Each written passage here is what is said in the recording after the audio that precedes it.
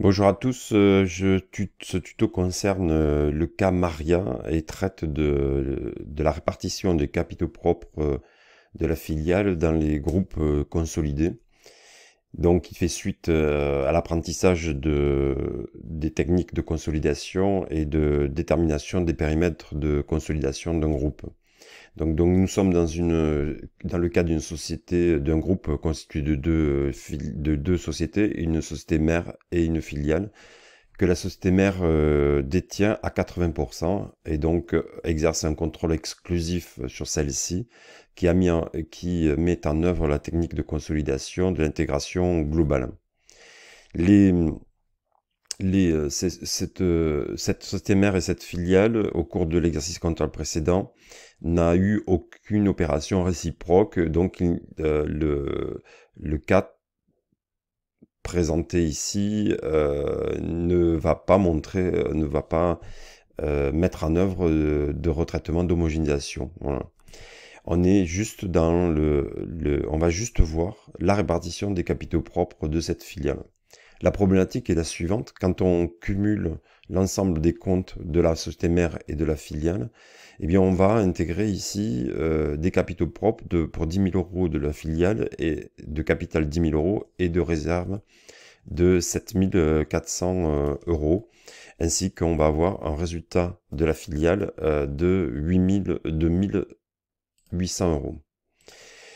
Alors, il y a une problématique qui est la suivante, c'est qu'on cumule dans cette technique de consolidation, on cumule l'ensemble des valeurs, donc on fait des additions entre toutes les valeurs de la mère et toutes les valeurs de la filiale pour générer une colonne de cumul. Et évidemment, il y a un problème puisque dans la réalité, le groupe n'est propriétaire que de 80% de la filiale. Donc on pourrait se dire, ben non, il aurait dû intégrer 80% de l'ensemble des valeurs pour être raccord avec la réalité. Or, cette technique existe puisque c'est l'intégration proportionnelle. Mais lorsqu'on a 80% de la filiale, on doit, c'est la technique qui l'exige, intégrer l'ensemble des valeurs à 100% des valeurs de la filiale. Donc ça nous oblige à faire des retraitements pour faire apparaître des informations dans le bilan et compte de résultat du groupe. On va simplement faire apparaître des lignes. Par exemple ici, réserve hors groupe. On va juste dire, ben voilà, dans toutes les valeurs qui ont été cumulées, certaines, il y a un montant qui appartient au hors groupe, c'est-à-dire qui est la propriété des autres actionnaires. Et ici, ce sera des actionnaires qui représentent 20% du capital de la filiale. Donc les réserves au groupe, la réserve au groupe va prendre en compte les informations de la mère plus une partie des valeurs intégrées de la filiale. Et on va retrouver la même chose au niveau du résultat, puisque dans le résultat de 1800, il y a une partie qui n'appartient pas au groupe, qui appartient aux 20% des actionnaires hors groupe. Donc la technique consiste à faire apparaître ce qui revient vraiment au groupe et ce qui revient aux autres actionnaires du groupe. On laisse quand même les valeurs parce qu'on considère que c'est minoritaire, mais on doit quand même le faire apparaître. Donc la technique est la suivante. On va créer un tableau de répartition des capitaux propres de la filiale, en sachant qu'on a une problématique puisque dans les chiffres, on intègre ces capitaux propres pour 17 400 euros. Or, dans la société mère, on avait déjà de la valeur concernant cette filiale puisqu'on a acheté les titres de participation, on a acheté les titres de propriété de cette filiale et donc au coût historique, ici on voit que la mère a acheté ou créé, voilà, acheté pour acheter la filiale pour 8 000 euros. Donc dans le tableau de répartition du capital et des réserves de la filiale, on va devoir éliminer la valeur des titres achetés. Donc on peut utiliser un tableau qui est le suivant. On reprend le capital et les réserves de la filiale et on se demande combien revient réellement au groupe. Mais c'est très simple puisque le groupe étant propriétaire de 80%, on fait 17 400 fois 80%. Et quel est le montant qui revient aux actionnaires autres? Eh bien, c'est 20% de 17 400. Alors la technique est la suivante, hein. Je vous ai dit tout à l'heure, ça faisait double emploi. On va éliminer les titres de participation qui sont issus du bilan. Et ici, c'était 8000 euros, donc qu'on a bien cumulé. Donc ces 8000 euros, on va devoir les éliminer du calcul. Donc quand on a fait ce petit tableau, eh bien on constate que il va y avoir des réserves du groupe de 5 920 euros, 13 820 moins la valeur des titres achetés et une valeur hors groupe de 3 480.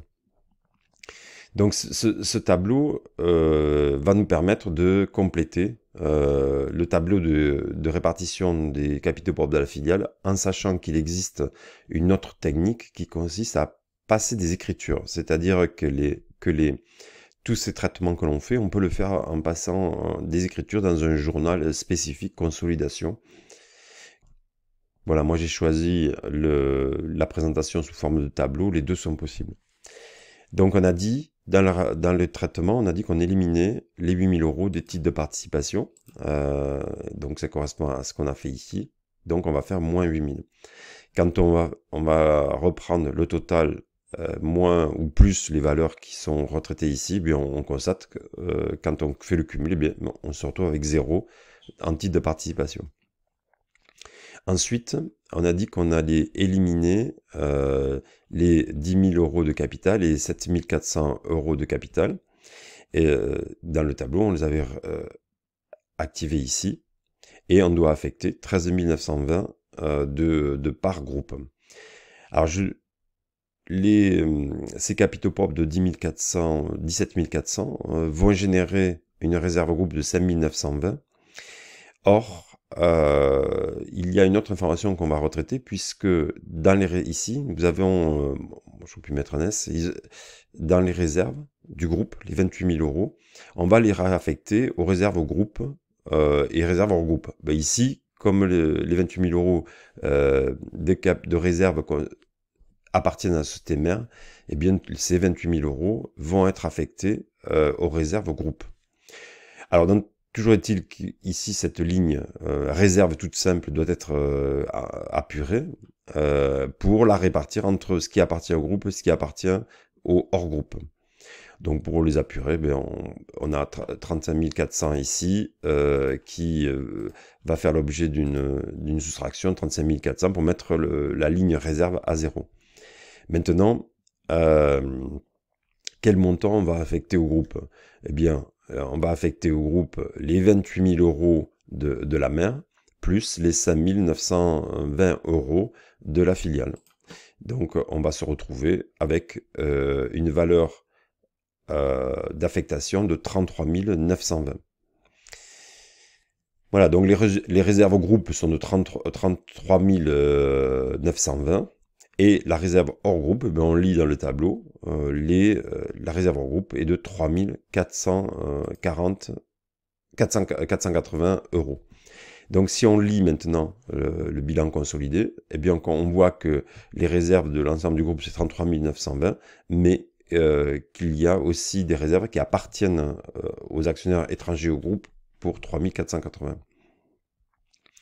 Voilà, donc la logique, on va la retrouver pour le résultat de la filiale, puisque, non, pardon, ici, le résultat de la filiale, était de 1800. On est sur une ligne déjà résultat consolidé, donc on va laisser les 4600 qui appartiennent à la mère et qui évidemment sera 100% propriétaire du groupe. Et on va affecter sur ces 1800, on va sortir simplement de cette ligne résultat consolidé la part qui revient au hors groupe.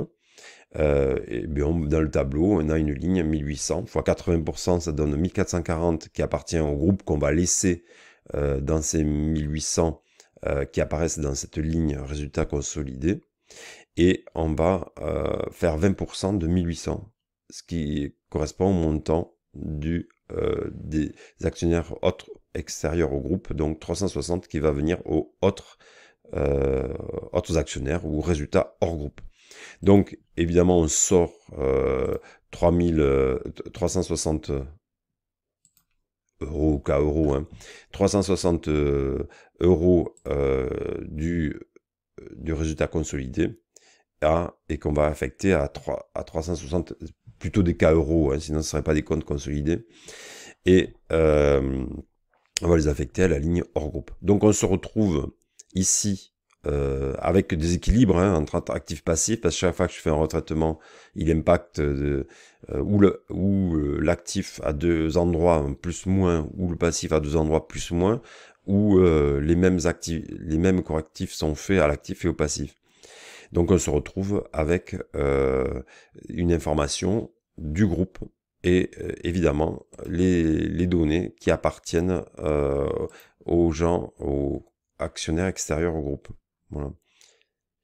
Voilà pour l'explication simple de répartition de tableau, répartition des capitaux propres de la filiale, en sachant qu'ici, on a un tableau possible qui n'a pas été activé dans cet exercice parce qu'on manquait d'informations. On doit aussi faire cette analyse entre les charges et les produits, c'est-à-dire qu'on précise le résultat, l'évolution du résultat de la filiale. Bon, dans cet exercice, on n'avait pas les informations pour pouvoir le faire. Voilà, je vous remercie. J'espère que cela vous aura permis de réviser le retraitement des capitaux propres de la filiale dans un groupe consolidé qui a mis en œuvre la méthode de l'intégration globale d'une filiale qui était possédée à 80%. Merci.